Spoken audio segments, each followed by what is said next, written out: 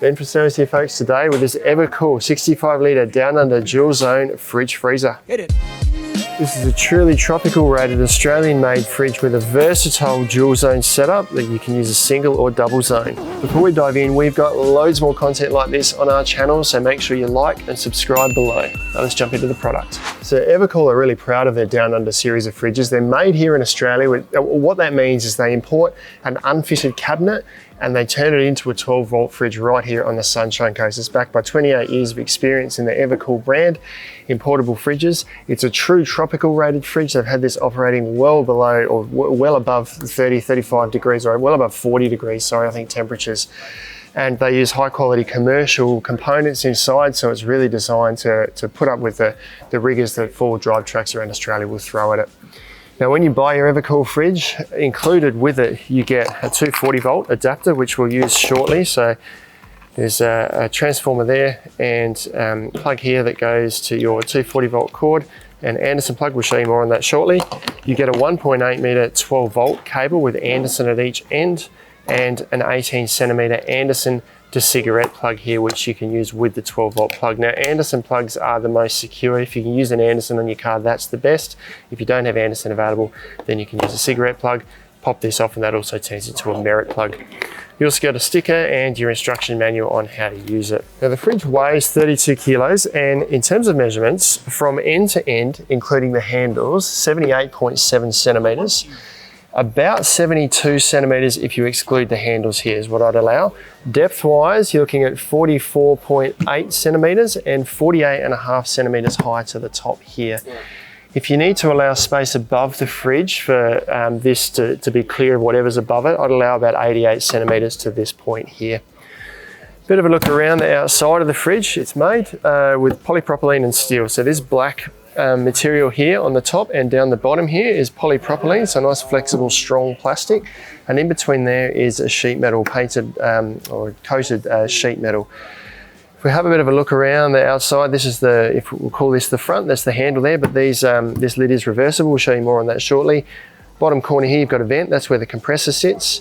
Above that, you've got two pins that run in here, and that's what you can use to anchor the fridge. So you can loop a rope or a strap through there to tie it down. I'll just move the fridge a bit to show, actually on the back, it's pretty much the same story. I'm gonna spin it around like this for you. So on the back, we've got the two mounting points again. You can open the handle from this side, the vent there as well, so same thing on that side. At this end here, we've got the power cord at the bottom, so Anderson plug down on the base here. I'm going to plug that straight in right now so we can power it up very shortly. So Anderson goes on here. Nice secure plug. This Anderson is just secured on the outside here, so you've actually got these cables to play with if you wanted to change anything, but no need. Anderson's a really good attachment. I'm going to plug this in straight away so it's ready to go when we get around to the control panel on the other side. Above that, mounting point again with a pin through there so you can tie it down at this end, and then a spring-loaded handle, which is a steel handle at the top here as well. Probably could remove these handles if you want. There's Phillips head screws in here just to take that off if that's something you think you want to do. Now down at this end of the fridge, we've got the control panel. When you first plug it in, this does turn on. I've just switched that off because we'll come back to that shortly. But we'll start at all the features on this end. Another spring-loaded handle there that you could remove if you like. Another pin here that you can use for tie down. Two vents at the bottom here. This one's got a fan behind it, nice big fan, and this is just another vent to get ventilation through because it's the C-cop compressor inside.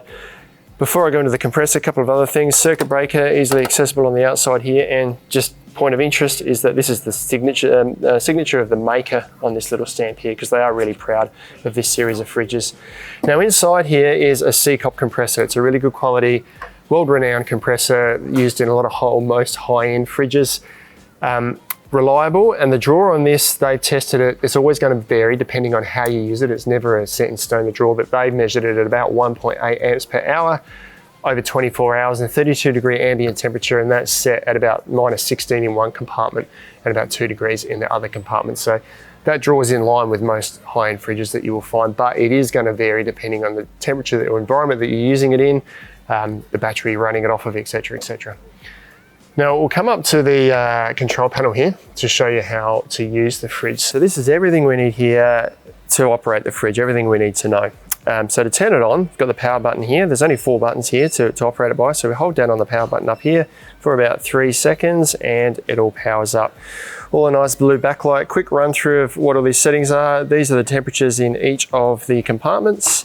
Light above that shows you which compartment the compressor is running in. It will only run in one compartment at a time. So once this one's cooled, that light will switch to this one and it'll cycle between the two.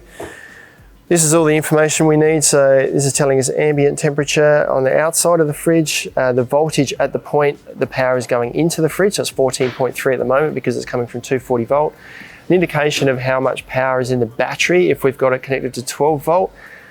Max and eco mode, 2 different settings. I'll show you how to change that shortly. You've got your high, medium, low battery protection settings there, more in the user manual on just what voltages they cut out at. And there's a Bluetooth symbol there too, which I'll show you in a second, how to connect it to Bluetooth and operate it through an app. Now to change all the settings on here, if we start on these compartments here, now the shape of these compartments indicate which side is operating. So this is the square side and this little cutout here is the side that sits over the compressor, which is at this end of the fridge. That'll make more sense when I show you inside. At the moment, 19 degrees in each compartment and it's cooling this compartment here. If we want to set, say, this compartment for starters to a different temperature, we hold down on the settings button here or we press it once, sorry, don't hold down, we press it once and that flashes and we can then change this. So I'm going to set that one to 2 degrees. It flashes when it stops flashing. That means it's set and it goes back to the temperature inside the compartment. To change this one, 2 presses, that's now flashing. I'm going to change that to minus, say, 16. Flashes and it'll go back to the ambient temperature inside. If you want to switch between max and eco mode, it's 3 presses. This will flash. We use the up and down to switch between max and eco. Use eco if it's below 30 degrees. Use max if it's above 30 degrees ambient because it's just going to work a little bit harder to cool the fridge down. 4 presses of this settings button here will make us or allow us to change the battery protection settings. So it will cut out at different voltage levels of the battery.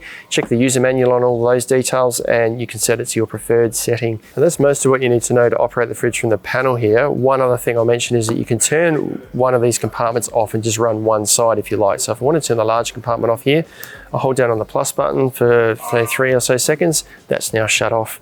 If I want to turn this one off, I first need to turn that one back on. It won't switch between the two. So turn this side back on and then I can hold down on the minus button and turn this side off. And you can see that blue light on the top's now flicked over to say the compressor is now cooling this side of the fridge. So quite versatile given you've got a single or dual zone option inside the fridge as well. So you can really operate the fridge as you want based on how much battery power you've got. Now, you can do all of this via the Bluetooth app as well. So I'm going to open up the Down Under app, EvaKool Down Under app here that you download from Google Play Store. Now, if you click search for the unit, it'll bring up any units that are sitting around here that it can connect to. Now, this is saying my units, this is one that I did previously, saying not connected at the moment, but I have a feeling Down Under 647 is probably this fridge here. So I'm going to click connect and see if, and that has worked because the little Bluetooth light has come up on here and it's saying connected to Down Under 647. So I'm going to click OK. So to change the settings now of this fridge, I'm going to click on the little gear icon on the right here. It's going to load up all the fridge settings here. So this is telling me the fridge is on, compartment 1 and 2, both 17 degrees, same as this here. Battery protection's on the low settings and any fault codes come up there as well. If I want to change that, I click on edit settings and I can turn the fridge on and off here. Click off, click save settings. Turns the fridge off. Want to turn it back on, edit settings, turn it back on, save settings, and fridge goes back on again. Temperature change, if I want to change, so this is the ambient temperature inside. These are the set temperatures. So I'm going to say, put this on 4 degrees or say 5 degrees now. Click save settings. That will then change to 5 degrees and then flick back to the ambient temperature inside. Same with the battery protection here. I can click low, medium or high there as well. I might just put on medium, that will then change to medium. So this Down Under app is a great way to monitor the temperature in your fridge or how your fridge is running from, say, the dash of your car, from inside your tent at night or even when you're just sitting around the campsite. Now I do just want to talk about the noise of the fridge. It's a common question, how noisy is a fridge? Sitting here right now, I can hear a fan running. Now the fan's situated just in here. It actually faces out the back here, so it's blowing air out the back there.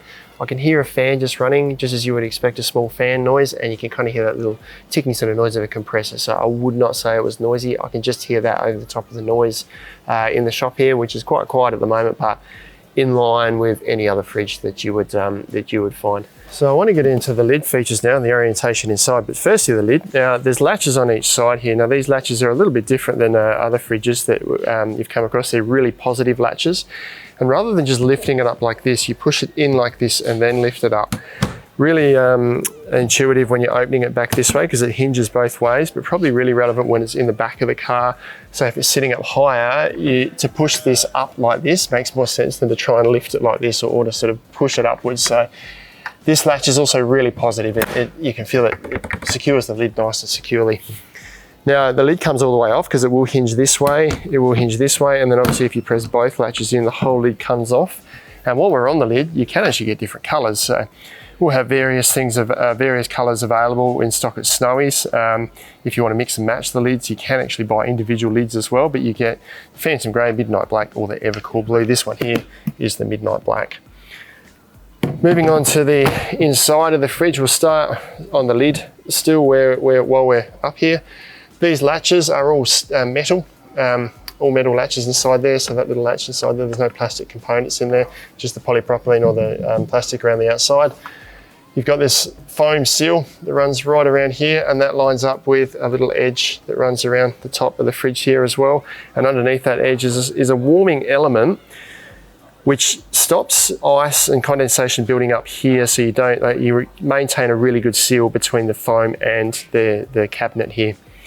One other thing to note in the lid here are these latches here. This will make more sense shortly, but this allows us to secure the divider, which I'll remove shortly for you, up into the lid here when you're not using it. Now there's quite a bit going on inside here, so bear with me, I'll try and run through everything. Total width here is about 59 centimeters from end to end. Now this doesn't include the baskets. Now you've got two compartments. Now this compartment here is about 17 wide, a little bit less to account for the basket here. And then on this side here, about 39 centimeters wide, a little bit less for the basket. Now total height, you've got at the sort of deepest point here, right to the bottom, to sort of up to the point where you sort of got this recess into the lid here. You allow about 38 centimeters, maybe a little bit more with this recess here.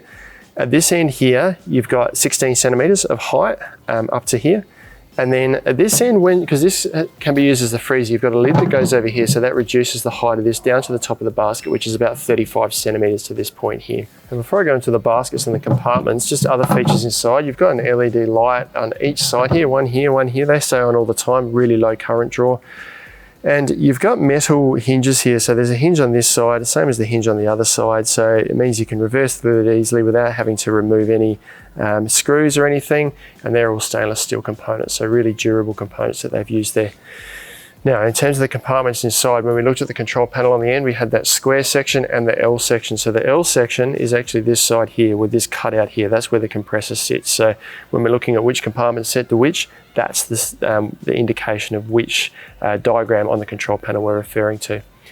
So this is the fridge section, this is the freezer section at the moment. So if I wanted to use this as a fridge freezer right now, I'd set this section here at a minus 16 degrees, and this one I'd say 2 to 4 degrees. Now I can actually use this as a single zone fridge. If I take this divider out, now this can actually get tucked up in the lid here, so you don't have to find somewhere to store it. It's got a little latch here that hooks into this part of the divider here. Pop that in there, give this a twist, and that stays in the lid there. That's going to reduce the available height in this side of the fridge down to about 35 centimeters, keep that in mind, but it's a nice secure place to store that.